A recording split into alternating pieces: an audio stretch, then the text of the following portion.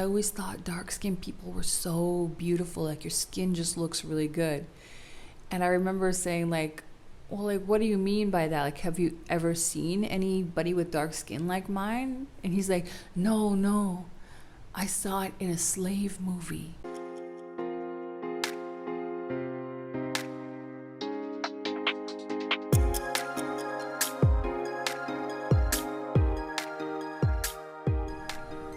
All right, so today we are going to be talking about dating in Mexico. This is a video for any women who are kind of wondering what the scene is like, wondering what you could look forward to, what to watch out for. I'm going to share my experiences here with you. And when it comes to dating Mexican men in general, my experience has been that they have traditional values, they are generous, they are family oriented, hardworking, and committed when they settle with somebody.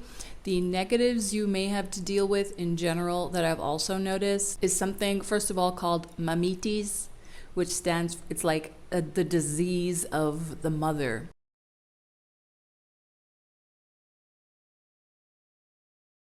I never realized how bad it was, but it's like really bad. I had this one guy, he like invited me to his mom's birthday and I'm like, oh, that's so cute. But then he like started sending me pictures of her throughout the day.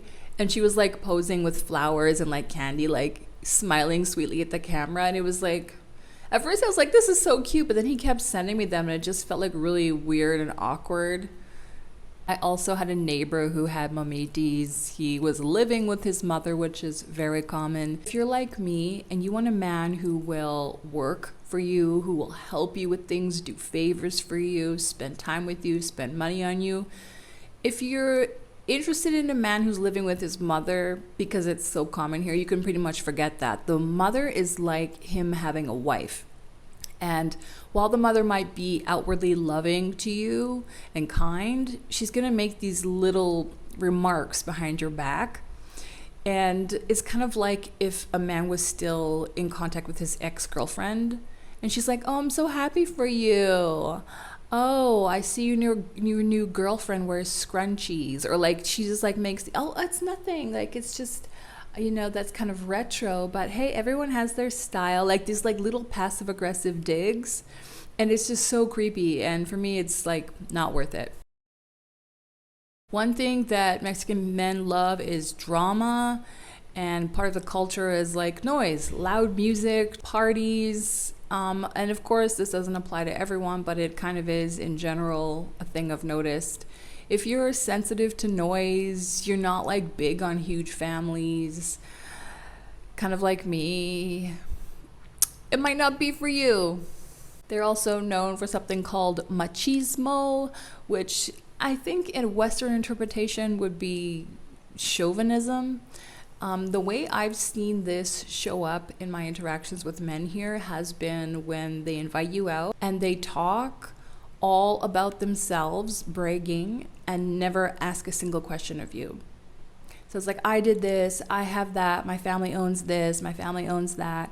And it's like this for like 1 hour. Unfortunately, I have met that type in the United States and Canada too. So maybe it's a worldwide phenomenon. Let me know. Now, I would say that in general, these men, they like the brown skin girls. Like they're gonna notice you. If you got brown skin like me, they're gonna notice you. They're gonna comment on how beautiful you are and things like that. They will date and be interested in foreign women. The trick is finding out the ones who have a good intent, kind of like when you're dating in any other country. I have some girlfriends here who are Canadian, who are Caucasian, who had, a similar experience. So yeah, a good majority of them are checking for us. However, there are a number of them here who just like don't even see you as an option at all. They just they look at you like you're an alien. They think you're weird. They're completely not interested in dating foreigners. They don't speak English. And I don't blame them because the women here are some of the most beautiful women I've ever seen. And the same goes for the men. So if you're looking, you want to start a family, you want some handsome, chivalrous men with beautiful hair, good teeth, family values, hardworking, vitamin D filled up in his skin and bones, then it might work for you. Let's get to the 4 types. So number 1, we're going to go with the most innocent one, which is the average guy with like a wholesome intent. He's going to ask you, what are your thoughts on marriage? What are your thoughts on religion? Do you want kids? Within the first 2 minutes of meeting you. And this is something that I think is really, really cute. Like, I remember saying to my neighbor's this guy my former neighbor, he's in his 20s, he's a late 20s. I was telling him about my divorce and how I'd hoped to come here and find a Mexican man to marry. And he's like, oh, don't tempt me. And then I was just like, what? And that's when I realized that like these guys, they like and they want the idea of like getting married to you and like having kids with you and romance. Like, so if you want to come here and you want to meet a Mexican man, like tell him your intentions in dating, like right up front. I'm not playing with you. I want my eggs cracked, meaning I want a child. I want my name dropped, meaning I want to be married. They can handle it. They like it. You can tell this guy because he'll be very respectful. He'll take you out on appropriate dates. He'll invite you to get-togethers with his friends and his family. I met a guy like this in Querétaro, and it was like so cute, he arrived to our date, and he was driving a white truck, and I don't know what it is about the man with the white truck, but it's just like does something in my brain. And he had his own engineering firm. And you know what? We met on a dating app. By the way, these dating apps are like popular here. Probably like Tinder and Bumble are the most popular. You know what? This man showed up. He was not in shape like he had been in his pictures. He was shorter than me. So the height he had listed was a lie. But I just liked his face and his vibe so much. Like, I just had a massive crush on him instantly. And we saw each other walking, across this beautiful cobblestone street with like a fountain in the middle as twilight was falling. And we were both just like smiling. And we were both wearing the same color of purple. It was just so weird and so cute. He's just super respectful, really fun. He bought me some elote, which is like some roasted corn where they put like lots of spices on it and stuff like that. We couldn't get into any restaurants at that time. I'm not going to get into the details of why they wouldn't let me into a restaurant in Mexico over the past year in certain places. But what I will say, and part of the reason why I did not pursue things further with this man, is that if a man with intact DNA and sound decision-making and discernment skills when it comes to media propaganda is important to you, you may find it difficult to date here. That's all for now. Sorry. The second type of guy is the fetish. You could also call him a list checker or the trophy bagger. This is the kind of guy who's like, ooh, I never had that before. I want to try it, right? They're going to like see you and be like, oh, I've never seen a Canadian woman or a blonde woman or a redhead or a brown skinned woman, like whatever it is. And they're like, I want to try it. Like I want to put it on check it off my list. And you're going to know that because they are not going to mess around. They're going to tell you this like right up front. Okay. They're going to be like, wow, I've never seen a woman with like your beautiful brown skin before. It looks so nice. I really like brown skinned people, blah, blah, blah, blah.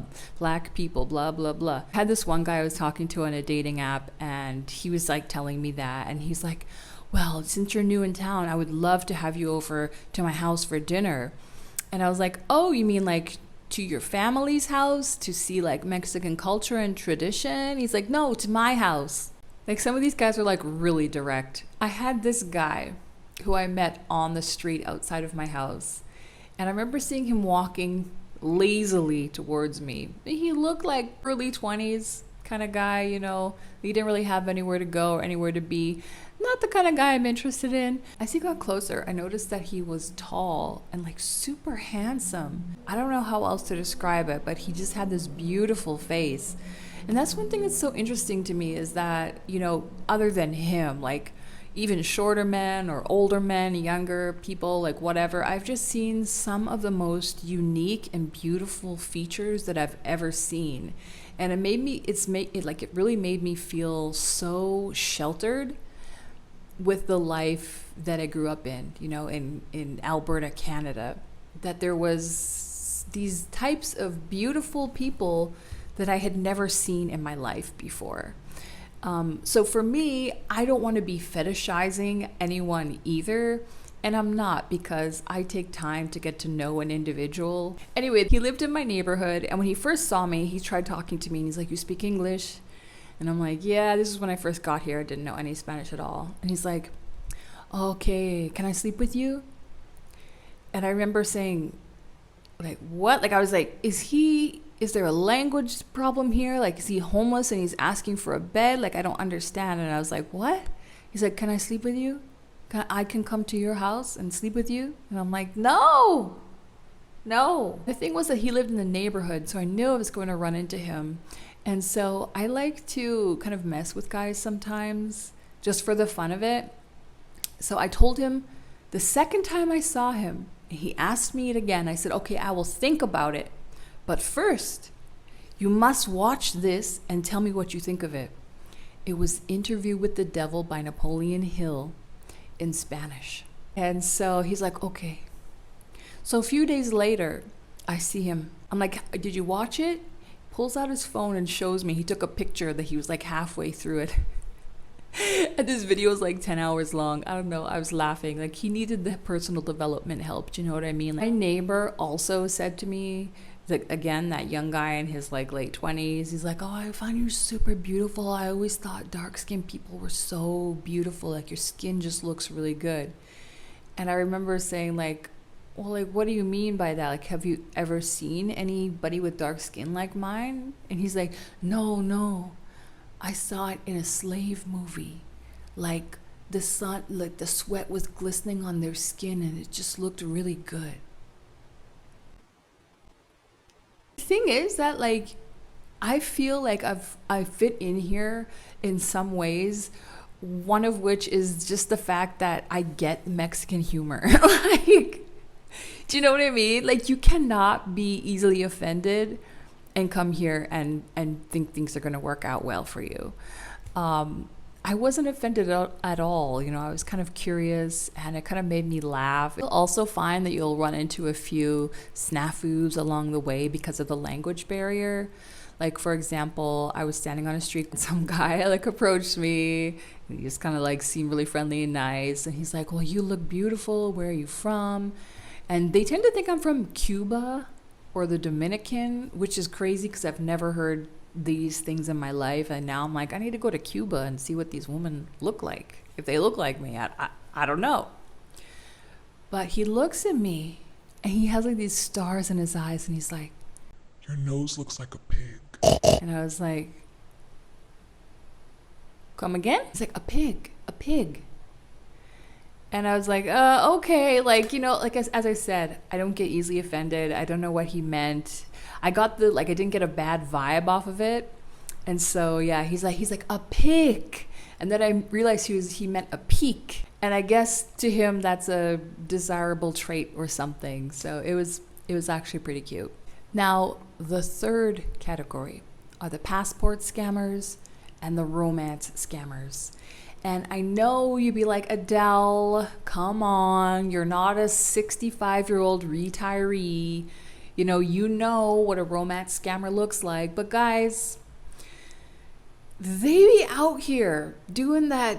What's that Netflix guy? The homeless dude who got the money from all the women. These guys be out here trying that. I almost got by one of them.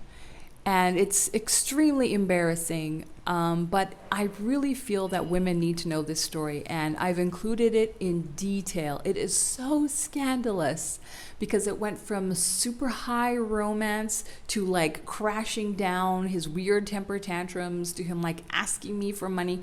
Mexico is the first place where a grown man who's not homeless has asked me for money in my entire life. I almost made it 40 years without being asked for money by a grown man. It's also, now that we're on the topic, the first place where a man on a date looked at the bill, put it down, and pushed it across the table to me. That's literally the first and hopefully only time that has ever happened to me.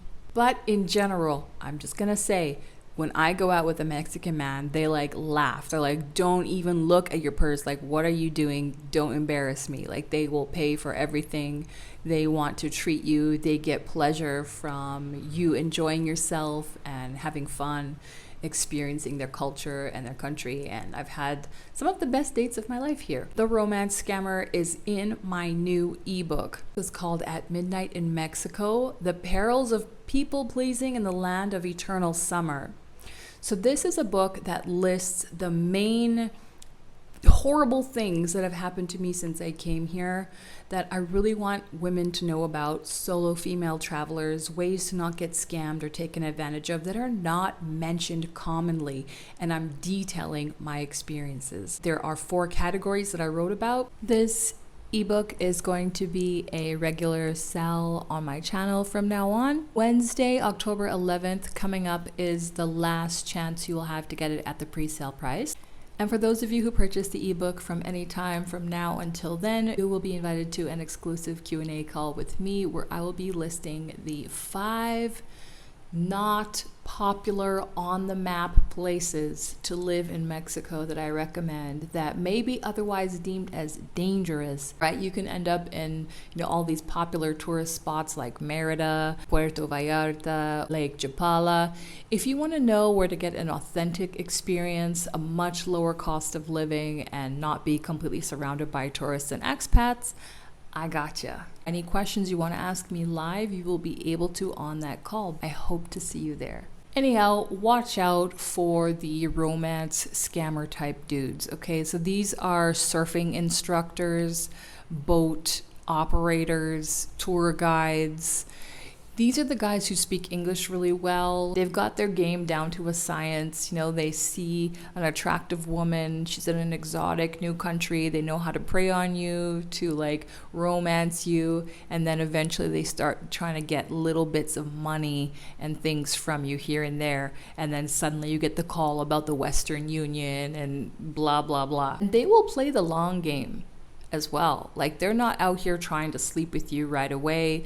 They'll be respectful. They'll try to get to know you. It only lasts for a certain length of time, which is why, as ladies, we know we need to hold out. We are precious, we are special, and we're not hooking up with men. Unless that's what you want, which is also totally okay. And the final category I want to warn you ladies about are the visitors. So this happened to me recently. Something that I kind of had a sneaking suspicion of that I couldn't put my finger on. So you'll meet these guys on dating apps who will be like, yeah, I'm moving to Mexico and I'm trying to find a place and I'm really excited. And, I have a remote job. And you eventually find out that they're actually just visiting their parents for an anniversary. And suddenly, after 3 weeks of pursuing you hard, making it seem like they want you to be their girlfriend, taking you out on dates and everything else, that they're going back to California or they're going back to their country. And they literally just came here for a vacation, wanted a girlfriend for their vacation, and lied to you. Thankfully, this guy did not get one over on me. I told him that it takes time to get to know me. I don't get physical with anyone right away. I guess he didn't believe me because he still kept trying for about 3 weeks until he was like, oh, I have to go back. I'm going to go back to visit. And then that clown ended up posting a picture of him with his girlfriend saying home sweet home on his WhatsApp status the next day. So yeah, those are all the types. I hope you found this interesting. Leave me any questions or comments below and I'll see you again soon. Bye for now.